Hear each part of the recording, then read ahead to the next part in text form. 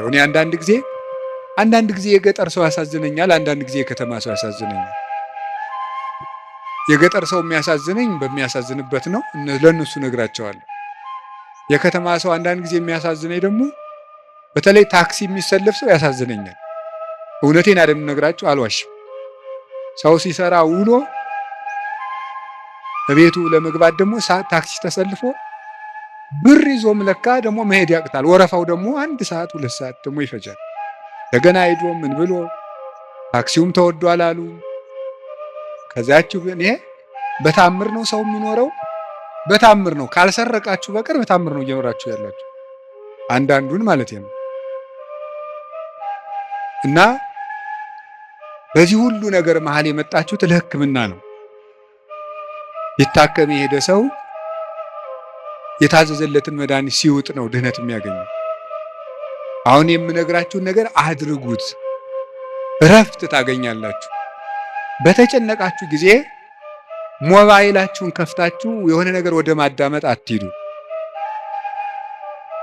መዝሙረ ዳዊት መኪና ያላችሁ ሰዎች ካላችሁ መኪናችሁ ውስጥ እቤት እንዳለው ሁሉ መኪናችሁ ውስጥ ራሱ አንዱን ችሎ የማይወርድ አንድ መዝሙረ ዳዊት ቢኖራችሁ ጥሩ ነው።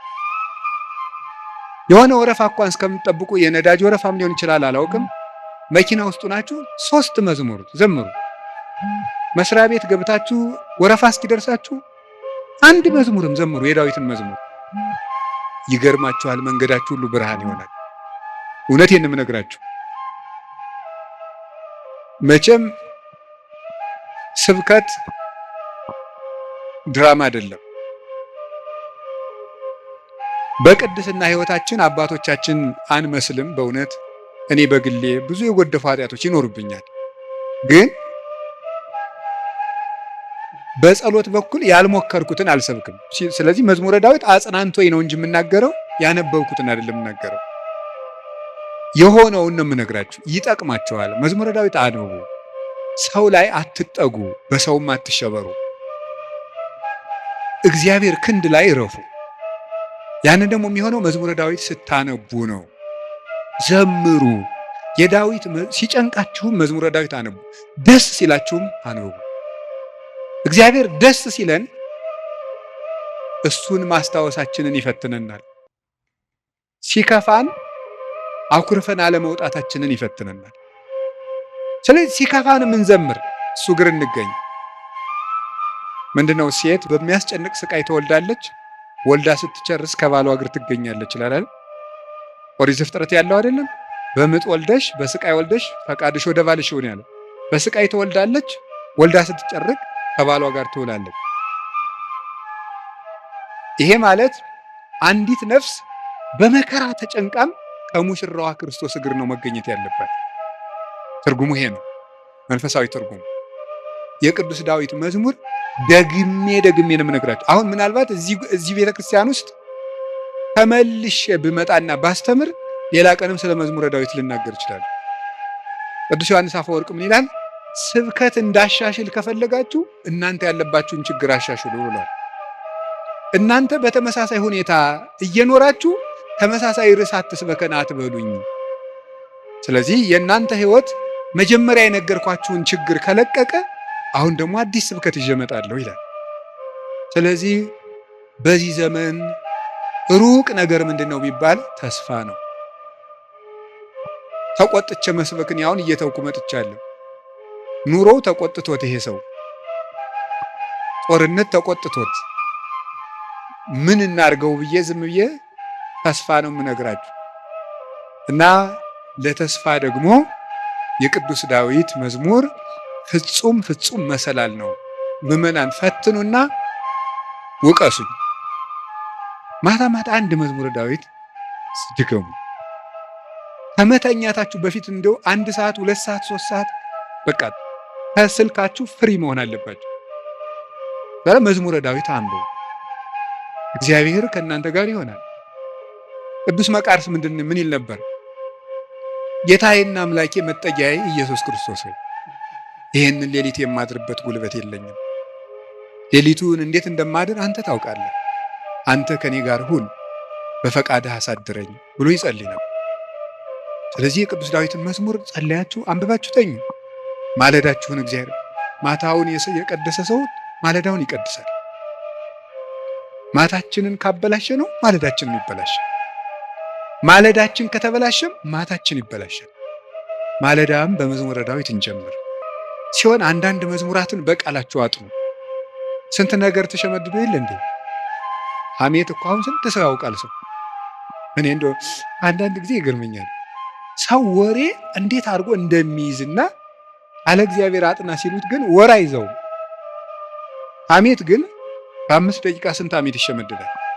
አጥኑ መዝሙረ ዳዊት መጠጊያችሁን እግዚአብሔር አድርጎ እና ቅዱስ ዳዊት በረከተ እግዚአብሔር የሞላበት ፍጹም የፍቅር ሰው ነበረ። ሰውንና እግዚአብሔርን ይወድ ነበር እላችኋለሁ። የቅዱስ ዳዊት በረከቱና ረድኤቱ አሸናፊነቱ ጭምር ከሁላችን ጋር ይሁን። ቅዱስ ዳዊት ጠላቶቹ ሁሉ ተሸንፈውለት እረፍት ካገኘ በኋላ የዘመረው መዝሙር ነው ይባላል። መዝሙር 17 ጠላቶቹ ሁሉ አርፈውለት የዘመረው መዝሙር ነው ይላል። በእኛም ላይ የሚነሳብንን ነገር ሁሉ እግዚአብሔር ያሳርፍልን፣ እረፍት ይስጠን መድኃኔዓለም። ስለዚህ ምን አለ? አቤቱ ጉልበቴ ሆይ ተናገሩ እንጂ በሉ ሁላችሁ። እኔን መሰላችሁ እንዴ? እግዚአብሔርን እኮ ነው በሉ። እሺ አቤቱ ጉልበቴ ሆይ በሉ። እሺ ማን ነው እንደዛ የሚለው? እግዚአብሔርን። በጣም የሚያስደንቅ ነገር ነው። እኔ እንግዲህ 3-4 ነጥቦችን ልንገራችሁ። እግዚአብሔር ለምንድን ነው ጉልበት የሚባለው የሚለውን የምነግራችሁ። አፈቅረክ እግዚኦ በኃይሌ፣ ኃይልን ስላደረክልኝ አመሰግንሃለሁ ነው የሚለው። ኃይልን ስላደረክልኝ አመሰግንሃለሁ። ግዕዙ እንደዛ ብሎ ይፈተዋል።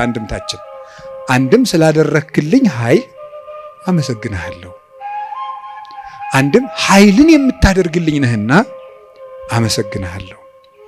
ያለፈውንም የሚመጣውን እስካሁን ኃይልን ስላደረክልኝ አመሰግንሃለሁ፣ ነገም ኃይልን ስለምታደርግልኝ ቀድሜ አመሰግንሃለሁ። ሲናገር እግዚአብሔር ኃይሌ ወፀወኔ ወመዳኔ፣ እግዚአብሔር ኃይሌ፣ እግዚአብሔር መጠጊያዬ፣ እግዚአብሔር መድኃኒቴ ነው ይላል። እግዚአብሔር ኃይሌ ነው፣ እግዚአብሔር መጠጊያዬ አምባዬ ነው፣ እግዚአብሔር መድኃኒቴ ነው። ሊቃውንት ሲፈቱት እግዚአብሔር ብዋጋ ማሸነፊያዬ ጋሻዬ፣ ብሸሽ መጠጊያዬ ነው ይላል። ሰልፍ በመጣ ጊዜ ድል የምነሳበት እሱ ነው፣ በሸሸው ጊዜ የማመልጥበት መጠጊያ እሱ ነው፣ የሚያድነኝም እሱ ነው የሚለውን ሊቃውንት ሲተረጉሙት የማያድን አምባ አለና ይላሉ። የማያድን አምባ አለና እግዚአብሔር ግን የሚያድን አምባ ነው ይላል። ብዙ ሰዎች የተጠጉበት አምባ ሁሉ አላዳናቸውም። አይታችሁ እንደሆነ ማለት ነው። እየሰማችሁ ነው? አዎ፣ የተጠጉበት አምባ ሁሉ አላዳናቸውም። እንደ ብዙ ሰዎችን ሰው ሲያሰቃዩ የነበሩ ነገስታትን ሁሉ አንዳንድ ጊዜ ነገስታትን፣ ኃያላን ሰዎች፣ ንፉግ ባለጸጎች፣ እነዚያን ሁሉ ታሪክ እንደ ቁጭ ብዬ ሳስበው ብዙዎቹ ያ ነገራቸው እንዳጠፋቸው ነው የምታዩት። ጉድጓድ ውስጥ ከተማ ሰርተው የሚኖሩትን ሁሉ መርምሮ አውጥቶ አንጠልጥሎ የሚገል ጥሎባቸዋል። ሁሉንም ማለት ነው። የማያድን አምባ አለና 100 ኪሎ ሜትር የምድር ውስጥ ከተማ ቢሰራ አንድ ሰው አይድንም። እግዚአብሔር ፊት ከሆነ ግን መሃል ላይ እዚህ መሃል ከተማ ላይ ምንም አይሆንም። በህዝብ መሃል ተሰውሮ ምንም አይሆንም። ዛሬ አቡነ ገብረ መንፈስ ቅዱስ ናቸው እንደምታውቁት። አቡነ ገብረ መንፈስ ቅዱስን አንዱ መነኩሴ ሂድና ጾም እንዲህ ያለ ቤተክርስቲያን ቅዳሴ ቀድሰን አሉት። አይ እንዴት አድርጎ ይሆናል? መነኩሴው በአብይ ጾም ከተማ ለከተማ እየዞረ ይሉኛል አሉ። ምዕመናን ከባዶች ናቸው እኮ ለማማት አይደለም። እኔ ግን ምዕመናን አንድ ነገር መናገር እፈልጋለሁ። እሱ ምንድን ነው? እኔ አሁን እግዚአብሔር ጸሎታችን አልሰማን ያለ የሚመስለን በካህናት ላይ ያላችሁ እምነት እየቀነሰ ስለመጣ ነው። እውነት ነው፣ እኛ ኃጢአት እንሰራለን። ግን ኃጢአታችን ለራሳችን ትታችሁት እናንተ በእግዚአብሔር ብታምኑ ትጠቀሙ ነበር። ግን ነውር ለቃሚ ሆናችኋል። ከዚያ የተነሳ አትጠቀሙ። እኔ አሁን ሰሞኑን አይቻለሁ። የሄድኩበት ሀገር ገብቶ ይቀድሳል፣ ቀድሶ ሲወጣ ሲጋራ እያጨሰን የሚሄድ ቄሱ። አሁን የኢትዮጵያ ካህናት ይሄን ብታዩ አትሰቅሉንም? መሀል ከተማ ላይ ጳጳስ ሲያጨስን አይቻለሁ። ጳጳስ እያጨሰ ምን ትላላችሁ? እስቲ አሁን ጳጳሱ ሲጋራ እያጨሰ ቡል። እኔ ጳጳሳት ያጭሱ የሚለዋች አልናገሩም፣ እነሱም አይሰሙኝም ብል ራሱ እሱም አይሰሙም። የኛ ጳጳሳት እኔ ነህና አያደርጉም፣ አይሰሙም። ግን ማለት የፈለኩት ሲጋራውን ቡል እያደረገ መተው እጁን ሳም አድርገው ይሄዳሉ ምዕመናን። እኔ ባይኔ እኮ ነው ያየሁት። ትናንት ራሱ አይቻለሁ። ዛሬ ጠዋት ነው የገባሁት። እነሱ እንደዛ ነው የሚያደርጉት። እግዚአብሔር ጋር እንጂ ሰው ነውር ላይ አይደለም የሚንጠለጠሉት። ጉልበታችን መምጣት ያለበት ወደ እግዚአብሔር እንድንጠቀም መጠጊያ ማድረግ ያለብን እግዚአብሔርን ነው። የዘመን ጉዳይ እንጂ ማንም ሰው ከእግዚአብሔር ተለይቶ የተጠጋበት አምባ ሁሉ አይረባውም፣ አይጠቅመውም። ከእግዚአብሔር የተጠጋ ግን ይኸው ኤልዛቤልን ታውቋታላችሁ አይደለም? ናቡቴን እንደዚህ አድርጋ አስገድላ፣ እሷ ግን በግንብ የተሰራ ምርጥ ቤት በዘመኑ ድንጋይ ተወርሮ የማይፈነቅለው ቤት በሙሉ ሰርታ፣ ሰረገላ የማይገባበት ቤት ፈርሳ፣ በጦር የማይወጋ ቤት ሰርታ፣ ይገርማችኋል፣ ገለው አውጥተው በመስኮት ነው እንደውም ጎትተው የጣሏት። ደሟንም ውሻ ነው የላሰው። መጽሐፍ ቅዱስ ይናገራል። ይሄ የሚያድን አምባ እግዚአብሔር። የሀብት አምባም አያድንም፣ የዘመድ አምባም አያድንም፣ የጦር የሰረገላ አምባም አያድንም። አንድ ሰው ብዙ ቀን ክፉ ነገር አልደረሰበትም ማለት መጨረሻው ያምራል ማለት አይደለም። ጽዋው ሞልቶ እስኪፈስ እግዚአብሔር ሊታገስ ይችላል። ትዕግስቱን የፈጸመለትና ሰው በቸርነቱ መጠቅመጥ ያቃተውለት ግን የፍርዱን ጽዋ ይቀዳዋል። የሚያድን አምባ እግዚአብሔር። እግዚአብሔር አምባዬ ነው ተጠግቼ የማልፍበት። የሚያድን አምባዬ እግዚአብሔር።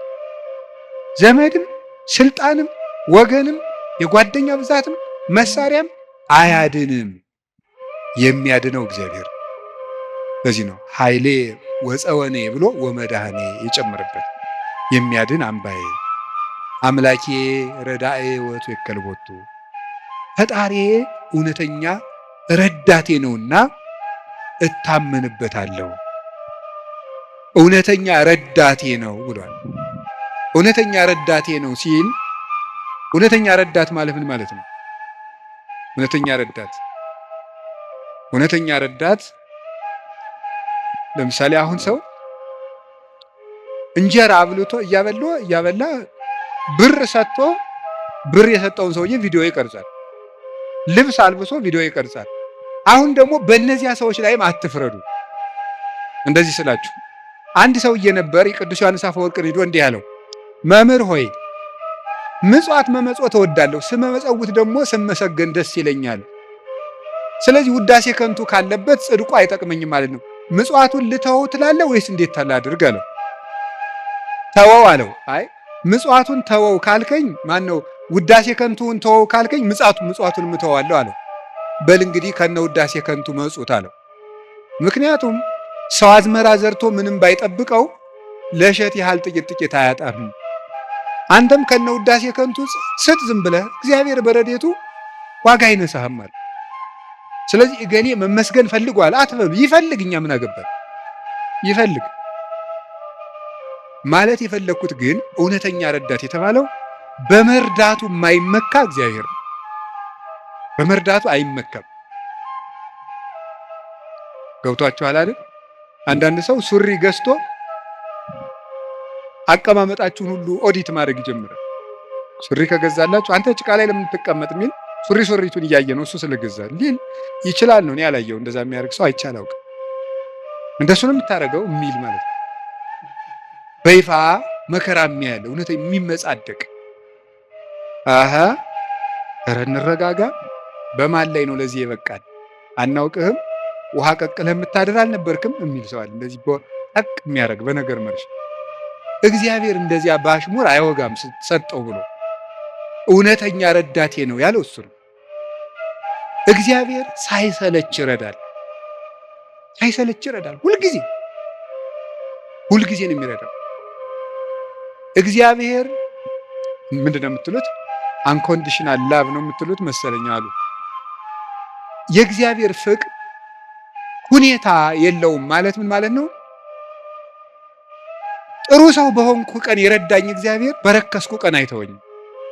ስለዚህ እግዚአብሔር እውነተኛ ረዳት ነው። ሰው ግን ቀን የጣለለታ ጥሎ ይሄዳል። እግዚአብሔር እውነተኛ ረዳት ነው። ሁሉ ነገር ሲያልቅ ብቻችን ስንቀር አብረውን የሚቆም እሱ ነው። የእግዚአብሔር ቤተሰቦች እግዚአብሔር እውነተኛ ረዳት ነው ማለት እሱ ነው። መርጦ አይረዳም። እግዚአብሔር አሽቃብጡልኝ አይልም። አሁን እኮ በጣም እኔ እንደው አንዳንድ ጊዜ ይገርማል። አሁን ለምሳሌ ለቤተ ክርስቲያን እንኳን ሰው ስራ ለመስራት ትሪትመንት ይፈልጋል። እንዲህ ይባላል እኒህ አቶ ገሌ በእውነቱ ለዚህ ቤተክርስቲያን ዋና ቀኝ እጅ ናቸው ካልተባለ ደስ አይለውም። ይሁን እንግዲህ እዚህ የዚህን ደብር አላልኩም ኦል ኦቨር ዘ ወርልድ ነው። ገብታችኋል አይደለም? የዚህን ደብር ማለት ሳይሆን በቃ በአጠቃላይ ሰው ነው። ሰው እኔንም ጨምሮ ማለት ትሪትመንት በቃ ኮሚኒኬሽኗ ካላማረች ወይ አለቃው ወይ ሰባኪው ወይ መምህሩ ገብረ ስላሴ ወለተ ስላሴ መጣችሁልን አልተባለ አይሆን። እግዚአብሔር እንደዚያ አይደለም። አሁን ዝም ብለህ መጥተህ እግዚአብሔር ሆይ ሳንል ዝም ብለህ እንዲሁ ቆም ምብንል ይሰማል፣ ልብን ያዳምጣል። እግዚአብሔር እለትሰምዑ ለሆሳሰ ልብ። ቆይ በኋላ የኔታ ይሉላቸዋል መላከ ገነት።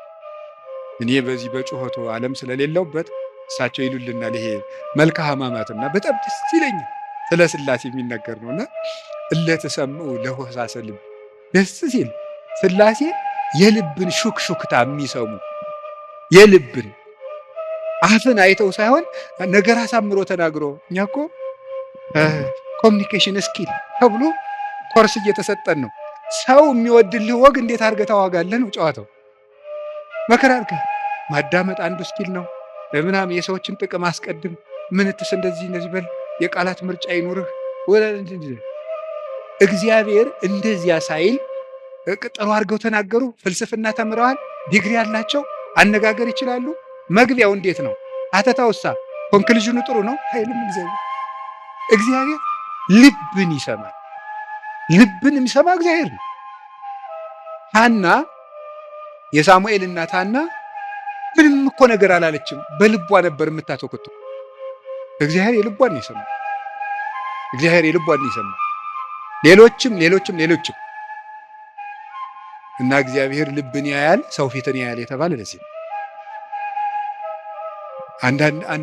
አንዳንድ ጊዜ እውነቴን ነው የምነግራችሁ፣ መታችሁ የምትሉት ከጠፋችሁ ብትችሉ ዝም ብላችሁ የአባታችሁ ቤት አላለ ቁሙ፣ ዝም ብላችሁ እዚህ ገብታችሁ ራሱ አንዳንድ ጊዜ ጭንቀት ይበዛና ቃላት ያጥርና ኃጢአት ይደራረብና አፍን መክፈት ያቅታል።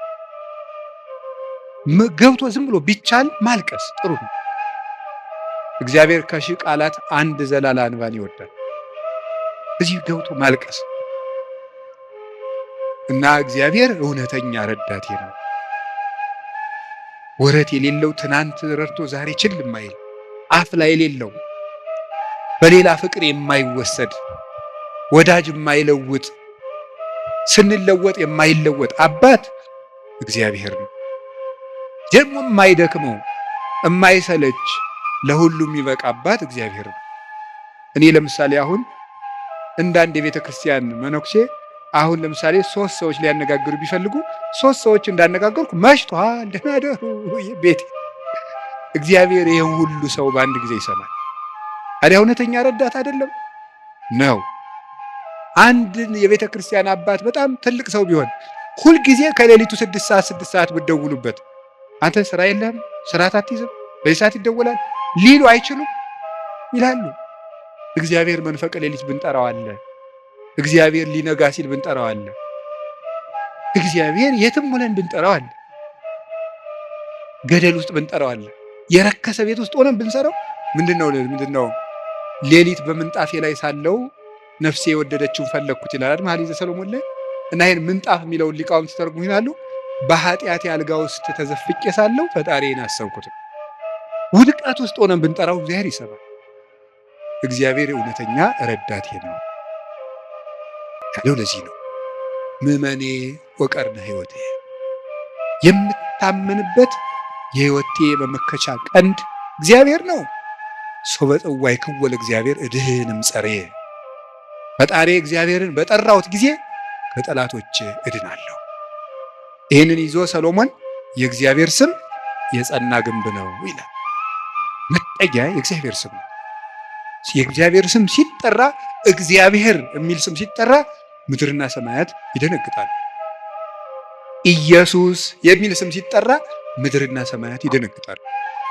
ፊልጵስዩስ ምዕራፍ 2 ላይ አለላችሁ ከመለስሙ ለእግዚእነ ኢየሱስ ክርስቶስ ይስግድ ኩሉ ብርክ ዘውስተ ሰማይ ወዘውስተ ምድር ወዘበታሕት ያለ ምድር። ለኢየሱስ ክርስቶስ ስም በሰማይና በምድር ከሰማይ በላይና ከምድር በታች ያለ ጉልበት ሁሉ ሊንበረከክ ይገባል። ለአንድ መነኩሴ ገዳም ሲገባ ከሚሰጠው ትምህርት አንዱ የኢየሱስ ክርስቶስን ስም መላልሰ መጥራትን አታቋርጥ ነው የሚባለው። የኢየሱስ ክርስቶስን ስም ኢየሱስ ክርስቶስ ጌታዬ ኢየሱስ ክርስቶስ ወይ ማረኝ ብዙ ቀን እናገራለሁ። እንዲህ ኢየሱስ ክርስቶስ የሚለው ስም ዝም ብሎ የሚቀር ስም አይደለም። ዲያብሎስ የሚፈራው ኢየሱስ የሚለውን ገና ሳይጨርሰው ቅዱስ እንጦንስ ነበር የከበቡት አጋንንት የተበተኑት።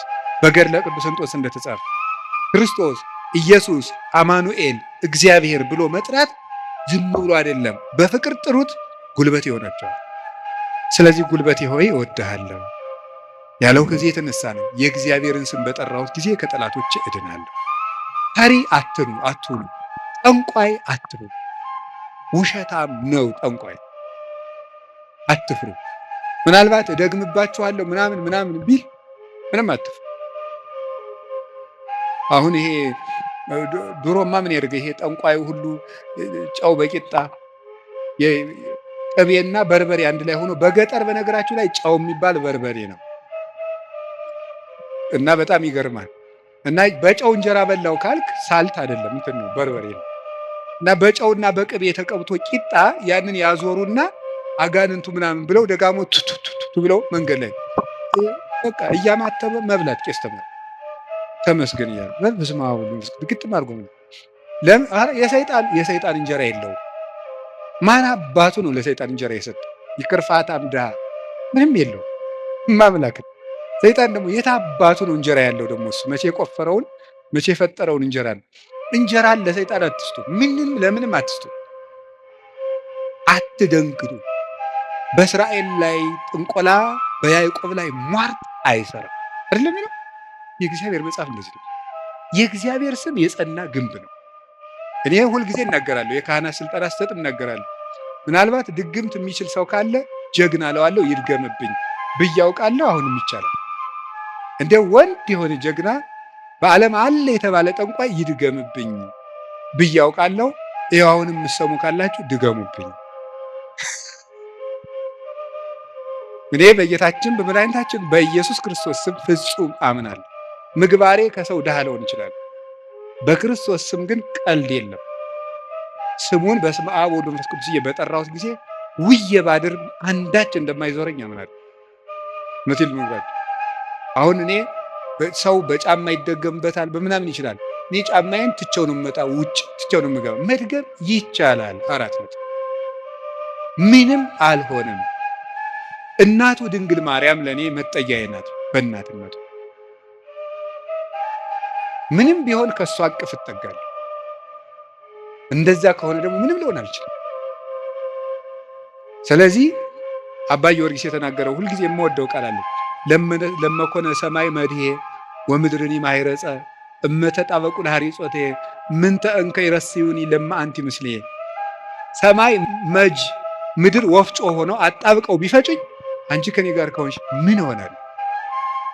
ኦግዝቴ ቅድስት ድንግል ማርያም ዘበብራይስጢ ማርያም፣ በብራይስጢ ማርያም የምትባይ እመቤቴ ቅድስት ድንግል ማርያም ሆይ ለመወልድኪ አፍቀረኒ መኑ ይጸልአኒ፣ ልጅሽ ከወደደኝ ማን ይጠላኛል? ፀሐይ ይሴብሐኒ ወወርኅ ይባርከኒ ወከዋክብት ይቀድሱኒ። ልጅሽ ከወደደኝ ፀሐይ ይዘምርልኛል፣ ጨረቃም ያመሰግነኛል፣ ከዋክብት ይዘምሩልኛል። በእኔ ላይ ማንም በጠላትነት መነሳት አይችልም ይላል አባ ጊዮርጊስ። ልጅሽ ከጠላኝ ግን ማን ይወደኛል ብሏል። ሰውን ልላችሁ የፈለግኩት ፈሪ አትሁኑ። ጠንቋዩን ይሄ ምናምናም ውሸታውን እንደዚህ የሚለውን አትስሙት። በደግም ባለው ማንም ድሪቶ የፈለገውን ቢያይ ፈሪ አትሁኑ። በሙሉ ልቤ የማምነውን ኢየሱስ ክርስቶስን እንዲህ ይናገራለሁ፣ እውነቴን ነው። ስለዚህ እግዚአብሔር የምዋጋበት የደህንነት ቀንድ በሬ በቀንዱ እንደሚጠበቀው እኔ በእግዚአብሔር ተጠብቄ እኖራለሁ ይላል ቅዱስ ዳዊት። እግዚአብሔር ሁላችንንም ይጠብቀን፣ ከሌሊት ከሚሰብር በቀን ከሚወርጅ ያድነን መድኃኔዓለም። ሁላችን በሰላም ወጥተን እንድንገባ ይፍቀድልን። ስለዚህ ጉልበቴ ሆይ በሉ እስኪ ምን አላችሁኝ? በሉ እንጂ። ስለዚህ ጉልበቴ ማለት ኃይሌ ማለት ነው። አሁን ትንሽ ነገር ስለዚህ ተናግሬ ትምህርቴን ለመቋጨት ልሞክር። ኃይል፣ በዚህ ዓለም ላይ ኃይል የሚባሉ ብዙ ነገሮች አሉ። የኤሌክትሪክ ኃይል አለ፣ የፊዚክስ ኃይል አለ፣ ሌላም ብዙ ኃይል አለ። እነዚያን ኃይሎች እዛው ትቻቸው፣ ግን በዚህ ደግሞ በማህበራዊ ኃይል በሚባለው ደግሞ ጥሩ ኃይሎች አሉ። እነሱ ኃይሎች ሶሻል ፓወርስ የሚባሉት እዛ ውስጥ ምን አለ? ለምሳሌ የመጀመሪያው እና አንዱ ኃይል የሚባለው የሞራል ፓወር የሚባላል። ሞራል ፓወር ማለት የስነ ምግባር ኃይል ማለት ነው። የስነ ምግባር ኃይል የሚባለው ሁለት ይከፈላል። የመጀመሪያው አርአያነት ይባላል። አርአያነት ብዙ ከሚናገር አንድ ድርጊት ያለው ሰው ዓለምን ይመልሳል። እንግዲህ በዚህ በፔዳጎጂ ትምህርት አዲስ አበባ ዩኒቨርሲቲ ያሳተመው አንድ መጽሐፍ ላይ እኔም አንብቤያለሁ። ሰዎች በመማር ማስተማር ሂደት ውስጥ መጀመሪያ የሚያስታውሱት ያዩትን ነው። መጀመሪያ ያዩትን ነው። መስማት መጨረሻ ላይ ነው። ወይም በተግባር አራቱን ባስቀምጠላችሁ ሰው የሚያስታውሰው መጀመሪያ ያደረገውን ነው፣ ቀጥሎ የተናገረውን ነው፣ ሶስተኛ ያየውን ነው፣ አራተኛ የመጨረሻ ደረጃ የሚወጣው ሰው የሚያስታውሰው የሰማውን ነው። ከዝቅተኛ ወደ ከፍተኛ በወስዳችሁ ደግሞ ሰው የሚያስታውሰው የሰማው ነው። በዝቅተኛ ደረጃ የሚያስታውሰው የሰማው ነው። ቀጥሎ ከሰማው ይልቅ ያየውን አይረሳም። ካየው ይልቅ የተናገረውን አይረሳም። ከተናገረው ይልቅ ያደረገውን አይረሳም የሰው ልጅ። ስለዚህ ሰውን ብዙ ከምትነግረው አሳየውን። አርአያነት ገዢ ነው እና በዓለም ላይ ትልቅ ተጽዕኖ አሳዳሪ ኃያላን ሰዎች የሚባሉት የሚያደርጉ ሰዎች ናቸው። በአርአያነት የሚያደርጉ የሚያስገድዱ ሰዎች ለጥቂት ቀን ሰው ፈርቶ ያገለግላቸዋል። አርአያ የሚሆኑ ሰዎች ግን የሰውን ልብ ሳይዋጉ ይገዛሉ ይባላል። አርአያ የሚሆኑ ሰዎች ዓለሙ ሁሉ ለምሳሌ አንድ ነገር እንገራችሁ። ቅዱስ እንጦንስን ታውቁታላችሁ አይደለም? ቅዱስ እንጦንስ ግብጽ ሲገባ አንድ መነኩሴ ነው። አሁን በኢትዮጵያ ብቻ ስንት 2000-3000 ገዳማት አይኖር? ኢትዮጵያ ብቻ ለምሳሌ እኔ የምኖርበት ገዳም ብቻ 300 መነኩሴ አለ። ስለዚህ ምን ማለት ነው? ተመልከታችሁ። አንድ እንጦንስ አልተዋጋም፣ የፈላስፎች የንግግር ጥበብ የለውም፣ ስብከት አልሰበከም። በኑሮው ግን የግሪክ ፈላስፎችን ሁሉ ወደ በረሃ እየጠራ መነኩስ ያደረጋቸው። የአርአያነት ኃይል ከንግግር ኃይልም ከጦርነት ኃይልም ይበልጣል ይባላል። በዛውም እንግዲህ ቢሮ የምትሰሩ ሰዎች ካላችሁ ሰውን ከምትቀጡት ይልቅ አርአያ ብትሆኑት ሰው ሁሉ ይገዛላችኋል። ሰዓት የማታከብሪ ወዮልሽ፣ ሰዓት የማታከብር ወዮልህ ከማለት እርስዎ ሰዓት ቢያከብሩ ሰው ሁሉ ሰዓት ያከብራል እንደ ማለት ያለ ነው። አንድ ሁለተኛ ደግሞ ሪኒዋል ፓወር የሚባለው የመታደስ ኃይል ነው፣ ወይም የንስሐ ኃይል ነው። ኃይል የሚባለው ንስሐ ገብቶ የመለወጥ ኃይል። ከክፋት የተመለሱ ሰዎች በዓለም ላይ ተጽዕኖ የማሳደር ኃይል አላቸው። ለምሳሌ ቅዱስ ጳውሎስ ምንድን ነው የሚለው? ዘአነ ቀዳሚሆሙ ለኃጥአን አይደል የሚለው? እኔ መጀመሪያቸው የምሆን ኃጥአንን ከኔ ጀምሮ የእግዚአብሔር ፈቃድ ለሰዎች ሁሉ እንዲድኑ ነው ነበር ያለው። ስለዚህ ንስሐ የገቡ ሰዎች በዓለም ላይ ተጽዕኖ ይፈጥራሉ። ቅዱስ ጳውሎስ የመጀመሪያው፣ ቅዱስ ጴጥሮስ፣ ማርያም ግብፃዊት፣ ሙሴ ጸሊም የግብፅ ገዳማትን በሙሉ መዓዛው በሙሉ ያወዳል። ቅዱስ ዳዊት የንስሐ ሰው ነው። ሰሎሞን የንስሐ ሰው ነው። ንስሐ የገቡ ሰዎች ኃይል አላቸው። እግዚአብሔር እንዲያውም እንደተነሳ ያህል የሚወደው የለም። በሉቃስ ወንጌል ምዕራፍ 15 እንደተጻፈ ካልበደሉ ጻድቃን ከ99 ነገደ መላእክት ይልቅ ንስሐ በሚገባ አንድ ኃጢአተኛ በሰማይ መላእክት ደስታ ይደረጋል ተብሎ እንደተጻፈ። ስለዚህ ንስሐ ኃይል አለው። አሁን ቅዱስ ዳዊት እግዚአብሔር ኃይሌ ነው ሲለው ስነ ምግባር ብሰራ ስነ ምግባር እንድትሰራ የረዳኸኝ አንተ ነህ ማለቱ ነው። ጥሩ ነገር ሰርቼ ከሆነ ያለ አንተ ጥሩ መሆን አልቻልኩም ማለቱ ነው። ጥሩ መሆንም የሚገኘው በእግዚአብሔር ነው። እግዚአብሔር ከተማን ካልጠበቀ ጠባቂዎች በከንቱ ይደክማሉ፣ እግዚአብሔር ቤትን ካልሰራ ሰራተኞች በከንቱ ይደክማሉ የሚለው ሲተረጎም አባቶቻችን ሲተረጉሙት ቤትን ካልሰራ ሰራተኞች በከንቱ ይደክማሉ የሚለው ሲተረጉሙት እግዚአብሔር ምግባረ ቤትን ካልሰራ፣ እግዚአብሔር ሀገረ ምግባርን ካልሰራ፣ እግዚአብሔር ሰውነትን ካልጠበቀ በንጽህናው ሰው መጠበቅ አይችልም። በገዛ ራሱ ሰው ራሱን መጠበቅ አይችልም እግዚአብሔር ካልጠበቀ። ስለዚህ መልካም ለመሆኔም አንተው ነህ ማለት ነው። ጥሩ ሰው መሆን የቻልኩት አንተ ረድተኸኝ ነው ማለት ነው። በንስሐ እንድነሳ ያበቃኝም አንተ ነህ። ከወደቅኩበት ጉድጓድ አውጥተህ ግን ሰው አድርገህ በሰው መሃል ያቆምከኝ አንተ ነህ ሲል የንስሐን ኃይል አንስቶ ተናገረ። ከቃሉ ጋር ናችሁ። እግዚአብሔር ከሁላችን ጋር ይሁን። ብዙ ንስሐ የገቡ ኃጥአን እንግዲህ የዮሐንስ ወንጌል ምዕራፍ 12 ላይ ያቺ ሽቶ የቀባችው ሴት አለች አይደለም? የሽቶው መዓዛ ቤቱን ሞላው ይላል። በጣም ሁልጊዜ ዓይኔን የሚስበኝ ንባብ ነው። የሽቶው መዓዛ ቤቱን ሞላ ይተለም ሊቃውንት ሲተረጉሙት ቤት የተባለች ቤተክርስቲያን ናት። ክርስቶስ ያለበት ቤት ቤተክርስቲያን ናት። ክርስቶስ ያለበትን ቤት ያቺ ሴት ያመጣችው ሽቱ ሞላው ማለት ምን ማለት ይመስላችኋል? የአንዲት ንስሐ የገባች ነፍስ ዝናዋ፣ ስነ ምግባሯ ቤተክርስቲያንን ሞላ። አሳዳጁን ጳውሎስ አይደለም እንዴ ተነስተን ቅዳሴ ላይ ቅዱስ ሐዋርያ ጳውሎስ ሰናየ መልእክት ፈዋሴ ዱያን ዘነሳይከ አክሊለ ሰአን ጉልበት ይሁነን። የትንሣኤውን ብርሃን ለሀገራችን ያብራልን። የጨለመብንን ነገር ሁሉ በትንሣኤው ብርሃን ያርቅልን።